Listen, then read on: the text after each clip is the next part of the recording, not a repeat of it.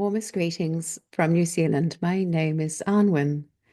And when life throws something really challenging at us, in my case, the death of my 17-year-old son, I really thought life was unfair and I didn't deserve that at all. And I'm sure you would feel the same way. But over the course of time, and following some very, very amazing events, I came to consider that perhaps life was really predestined, and that in fact the things that happen to us in life were somehow prearranged in maybe even between lives, between our incarnations.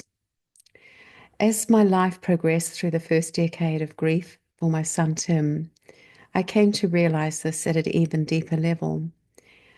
But what began this interesting way of perceiving the world and this way of understanding the events that shape our lives, one of the beginning points, a catalyst, in fact, was a vivid dream I had just after he had passed. And I'm going to share that with you now. It's in chapter 2 of my forthcoming book, Flying in the Face of Grief, the Ever Being of Life.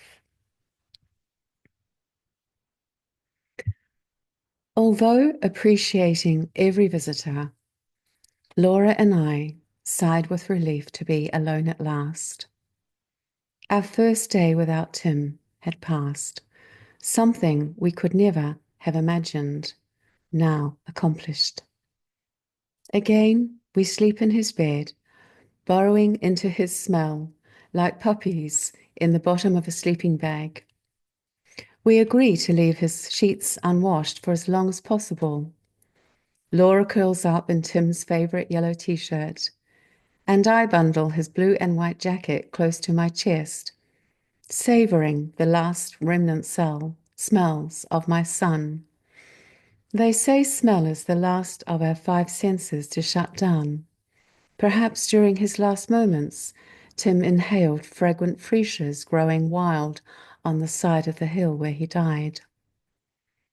That night, in the small hours, something jolts me awake into startled alertness. Tim is standing next to my bed, near my shoulder. He's about 2 years old, adorably chubby and beaming at me.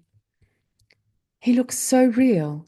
I reach out to touch him, but find I can't move or make any sound.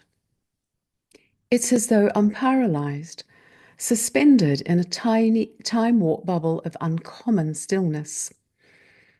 My ears are blocked, like when flying at high altitude. It's not frightening, just strange. As if captured by a sped-up camera, I watch him morphing through each milestone of his life, from curly-headed infancy to freckled boyhood, and then into teenagerhood around the age of his passing.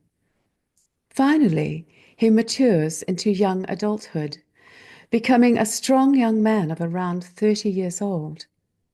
Captivated, I hold my breath for fear of interrupting this enchantment.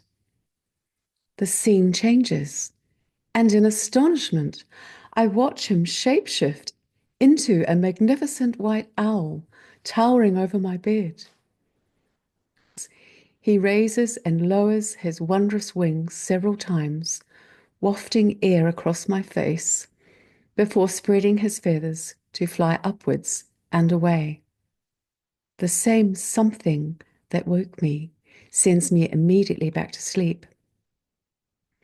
The dream impacts in a profound way. It quickens the hazy, vague knowing that Tim would leave us. I don't understand how I know this. It defies the slightest bit of logic. Yet now the idea is seeded, I feel an explicable sense of relief flowing through me. Something deep within shifts, and the following days are trance-like. I feel supported by hundreds of pairs of hands, lifting me up and taking me to a higher plane. Although never consciously contemplating angels, they seem the one possible explanation for feeling loved like never before. Like nectar, their loving, intoxicating energy surrounds me right up to the funeral. At the same time, the elusive memory of an earlier pre-agreed arrangement gains purchase until an intangible part of me knows I have indeed known of Tim's premature departure. In accepting this, I also accept Tim's death. An unusual state of grace descends. Of course, it doesn't ease my deep grief, but the budding promise of understanding yet to come helps me support Laura in her grief. Two versions of her mother now coexist, one shrinking and dying, and the other sensing an awakening with quiet excitement. My heart aches for Laura, who doesn't share my surrender. Her sole awareness is pain. I hope you find comfort between the pages of this book. It is written in every possible true way I can possibly share with you. It's really a living book. It's the book as I embodied each stage of awareness throughout the journey of grief, which I believe is an untapped tool of transformation if we choose to view it in this way. Grief holds amazing gifts that we could never discover without going through this incredible journey of change. From my heart to yours,